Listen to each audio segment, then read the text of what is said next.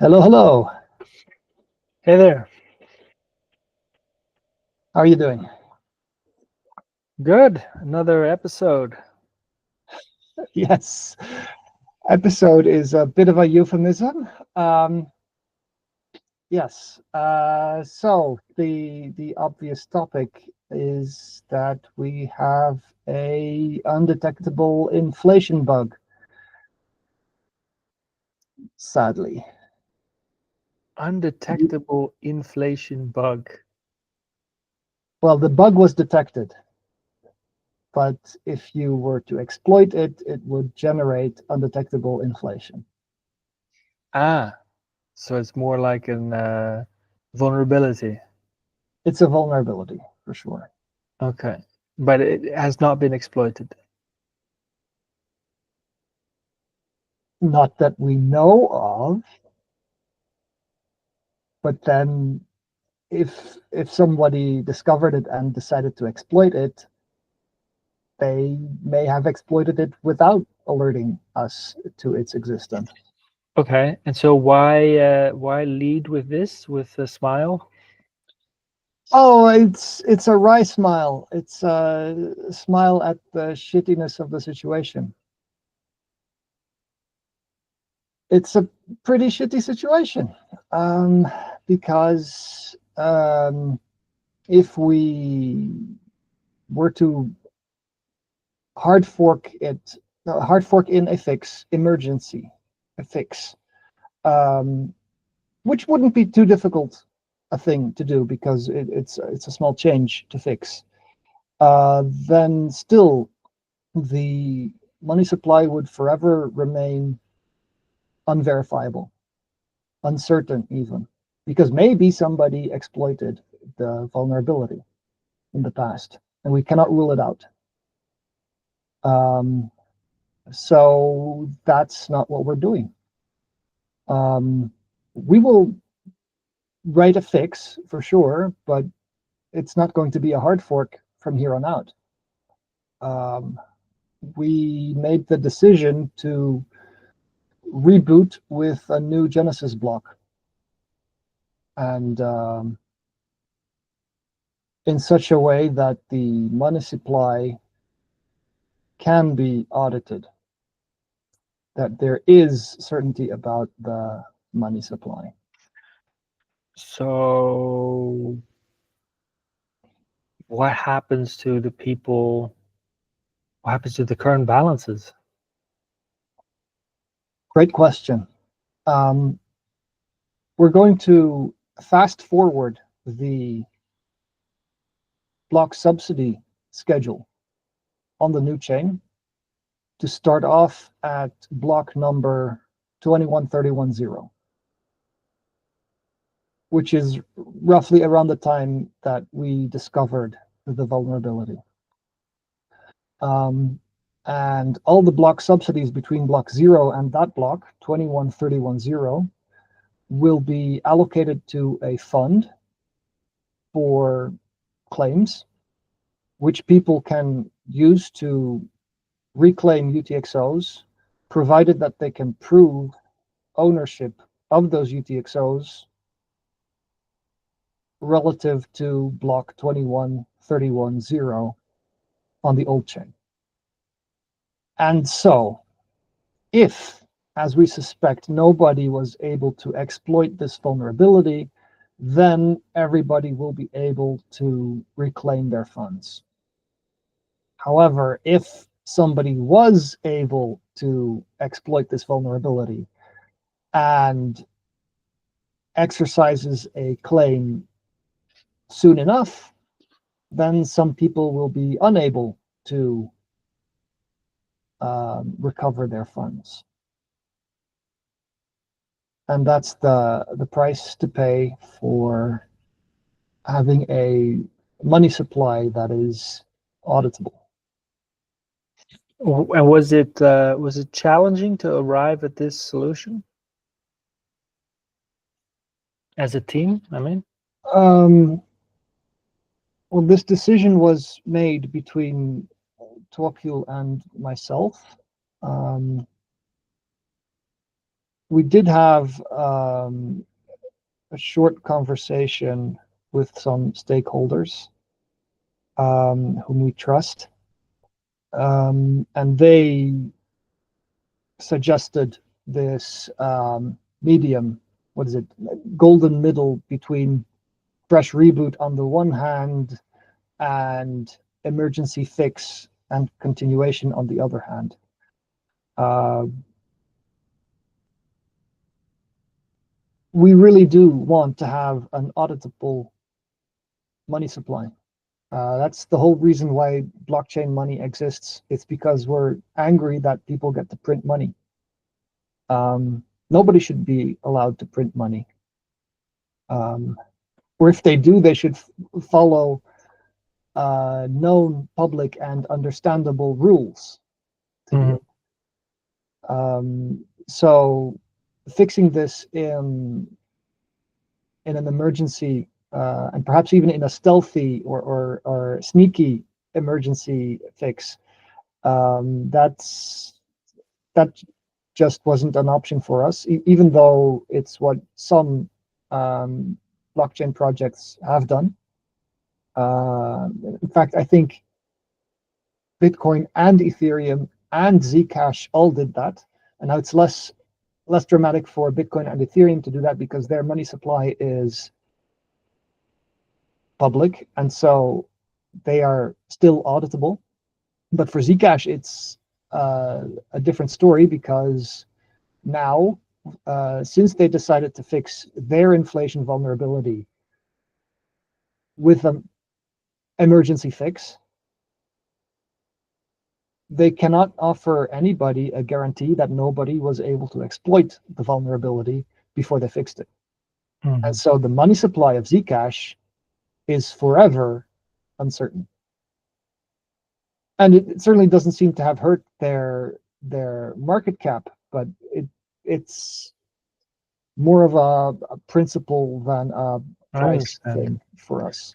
We one of our first recorded conversations was about how, like, being able to trace back to the Genesis block as like even a node with limited hardware, how that was just a very important part of the philosophy of Neptune, and this would sort of go against that spirit.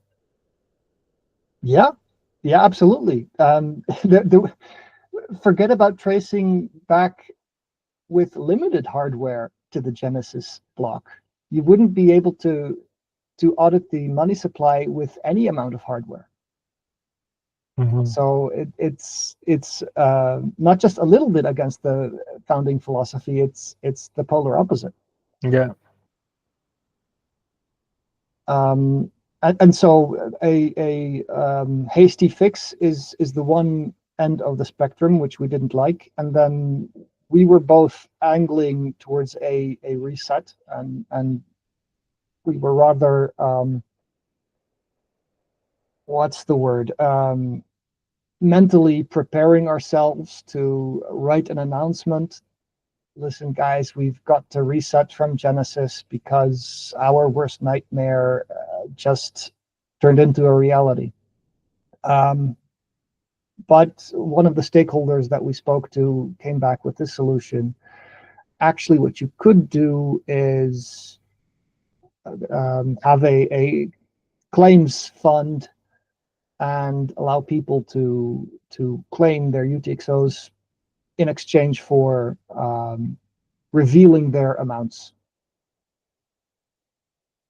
And then if the bug was exploited, then only a limited number of UTXO holders will be able to exercise their claims. So be it. But if the bug was exploited, then all amounts are moot anyway because they are slices of a pie that is unknown in size. And on the other hand, if the bug was not exploited, as we suspect, because by and large the money supply is accounted for and it does seem to follow the emission schedule. So if the money supply, if the bug was not exploited, then all current UTXO holders will be able to claim their funds. And so this seems to us like it marries the best of both worlds. On the one hand, we have an auditable money supply, and on the other hand, um, current holders are not being screwed over. Yeah, and it seems like it's like every major chain goes through this trial by fire, and some make a decision which ends up sort of haunting them for the rest of their lives, and it seems like that's not a problem you'll have. If only I had the same certainty that you do. Why do you think this is the right decision? I mean, Well, I because know why I do, but why do you think so? I mean, you well, just discovered in the last 5 minutes. I should have qualified that by like in terms of like a philosophy, like it's the right. Clearly for you, it's the right philosophical decision because you're staying true to the spirit with which you designed Neptune, and well, the whole situation that happened with Ethereum and the what was it, the Maker DAO, all that weirdness. That's I think that's haunted them to this day. Well, I think what happened in the wake of that emergency fix essentially split Ethereum into two chains, Ethereum and Ethereum Classic, and all the people who stayed with the fork that ended up being called Ethereum were fine with the direction that that fork took, and everyone else stuck with Ethereum Classic. I don't think anybody is haunted by that decision. Well, I think many people didn't buy into Ethereum because of that, or still don't buy into Ethereum and point to that. So that's more Yeah. what I mean. Yes. Yes. They set a precedent there They said, that yeah, can never be undone. Yes. yeah. It's like if shit Um, hits the fan, like the benevolent dictator will tell us what to do, and we'll all just do it. right. Okay, so clearly a different situation, different choice here. Um, Maybe it's worth just walking us through. Let's say I'm a Neptune newbie, but I'm a early adopter, and I got the wallet up and running, and so I bought some Neptune, and then I made one transaction to my friend Bob, and now I'm hearing this. What do I do concretely? Well, it depends on whether that transaction was made before or after block 21310. If that transaction was confirmed before block 21310, then Bob will be able to claim it on the new chain. And if not, then you will be able to claim it on the new chain. I'm not sure I understand why that is. Because every transaction that took place after block 21310 will be canceled.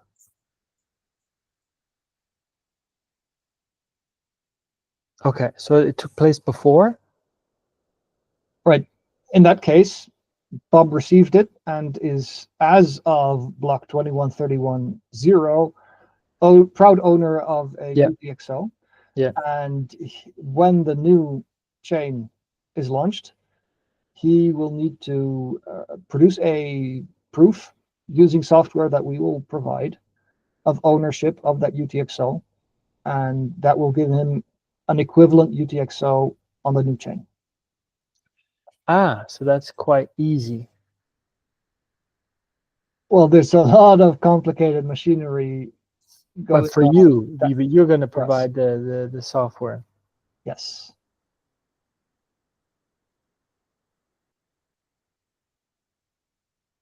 And how will that work? Because how will you, what will you provide exactly? Like an API, like a web interface, or like a piece of software that runs on his computer, or what? It will be a piece of software that runs on his computer, just like the client runs on his computer right now.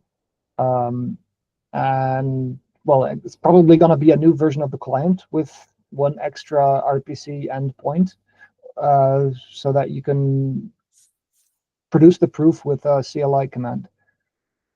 And then, well, I guess we haven't decided on the details yet, but in the dumbest possible solution, they would send the proof to us, and we would pay out from a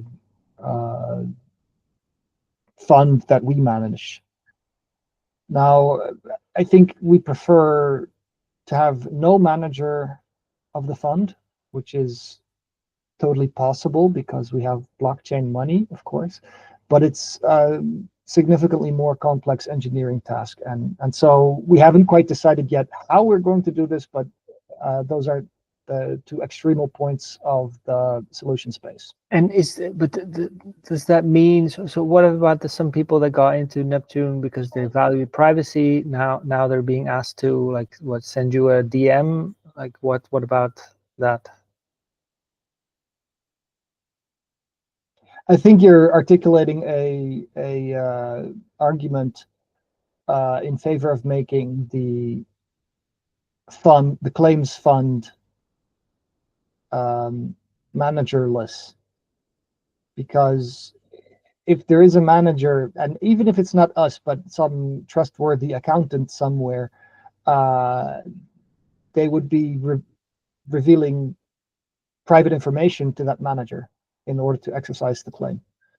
And only with a blockchain-based fund manager can you preserve privacy. Not really. So they would be leaking how much is being claimed. Mm-hmm. What they would not be leaking is their email address or their identity, or if they take care to protect their IP and connect via the Tor network, they wouldn't even be leaking their IP or geographical location. But the amount does need to be public because it needs to be audited. Yeah, but that's a big engineering challenge to make that happen. It is a big engineering challenge, but then we do intend to support more complex smart contracts, and so we might as well publish this particular smart contract as an example of how to do it. Okay, so but that's not been decided yet. That has not been decided yet, and so don't take my word for it. Mm-hmm. Okay, so that's another interesting decision coming up. Yes. Yeah, so we discovered this vulnerability Friday afternoon. We had a few hours to discuss it before the weekend started, and then the weekend kind of turned into a damage control weekend, which, to be fair, has so far been less intense than I had anticipated. Yes, there are a couple of angry people, but by and large, people are saying,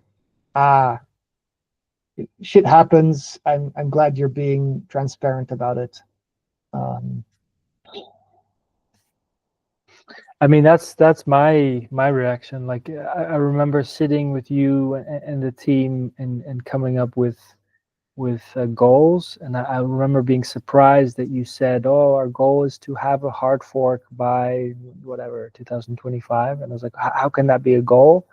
And it was because you expected there to be like sort of a major bug that you would need to, you know, make that kind of fix on the fly. In this case, it's not a hard fork, but it's that type of situation that you were anticipating. Yeah, every software project that's large enough is going to have flaws.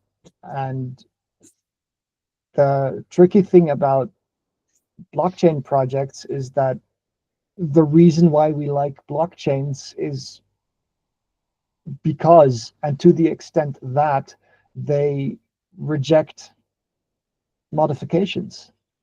Blockchains are immutable by design, and so it's very difficult to strike a balance between adapting to fix errors and achieving the one feature it exists for, which is immutability. Mm-hmm. Yeah, and once it's released, it's distributed. It's even more difficult to change, obviously. Yes, but that is a nice segue into the flip side, which is the fact that we are going to reboot from Genesis does give us a window of opportunity to deploy upgrades that would otherwise be very, very difficult to deploy because we don't have to Uh, worry about backwards compatibility anymore. that's cool. And And what so, about what about those of us that are stupid enough to have left the Neptune on the exchange? I'm asking for a friend. um, so if the coins are custodied by the exchange, then the exchange will be able to claim those coins. And if we're talking about the same exchange, and I think we are, because we are listed by only one exchange, SafeTrade has already indicated that they support our plan, and trading is open again. Or I guess it was always open, but they declined to close trading. So what you are trading, if you trade on SafeTrade, is Neptune coins that will be claimed once the claims process is in place on the new chain. You cannot deposit or withdraw yet, but you will be able to in the future. But And in so the meantime, you can. if I make a transfer now to let's say my an address that I own, so from SafeTrade to an address that I own, that will not be able to claim that UTXO. Okay, then I Well, understand. you won't be able to claim that UTXO, and nor will SafeTrade allow that withdrawal to take place. Oh, okay.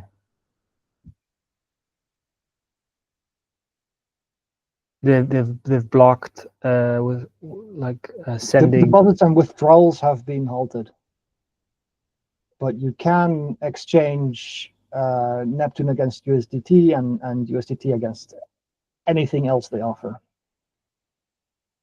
Interesting. So the price has probably dropped a bit.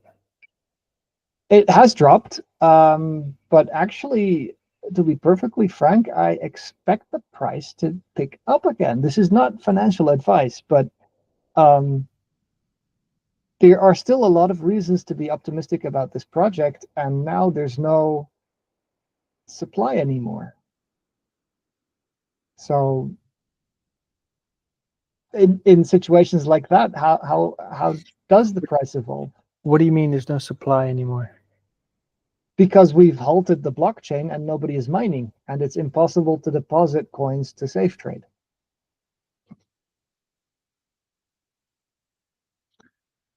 But so if I were to exchange USDT for Neptune, that is still allowed, but that transaction I will be able to claim that with your software later.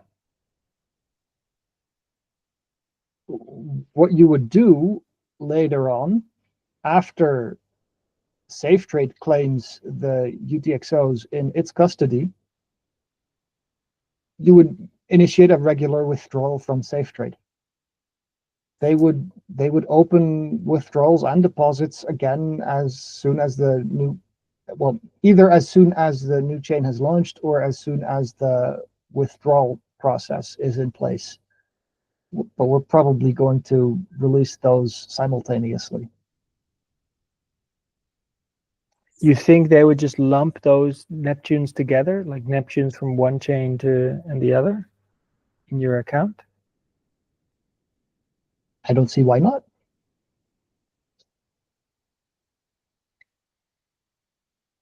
Well, because one will only exist on one of the chains, no? Or will all the yeah, how does that work? So technically, it's possible that the old chain will continue. There are still only two people who know the concrete exploit, and it's difficult to find. And so unless we spill the beans, it's possible that people don't find it for years to come. And so maybe the chain still has a viable lifetime ahead of it. But I think that as soon as we write a blog post explaining what the exploit looks like, the old chain will be dead. But the reason why I'm wondering if they'll lump it together is because in the case of a hard fork, they tend not to lump it together, right? It's like it's two different coins, and these are will be two incompatible blockchains. It will be two incompatible blockchains, but the new one will explicitly and intentionally build on top of the old one at a fixed snapshot in time, after which anything should be disregarded anyway, because the exploit was discovered.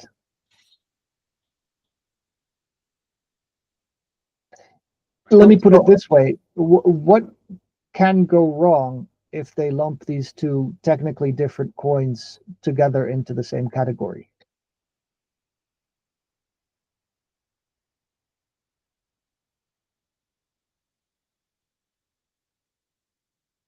Or maybe I should phrase it like this. Think of it as an upgrade. Um, the old Neptune Cash coins are being upgraded to new Neptune Cash coins. The new Neptune Cash blockchain recognizes these upgraded coins, so what's the problem?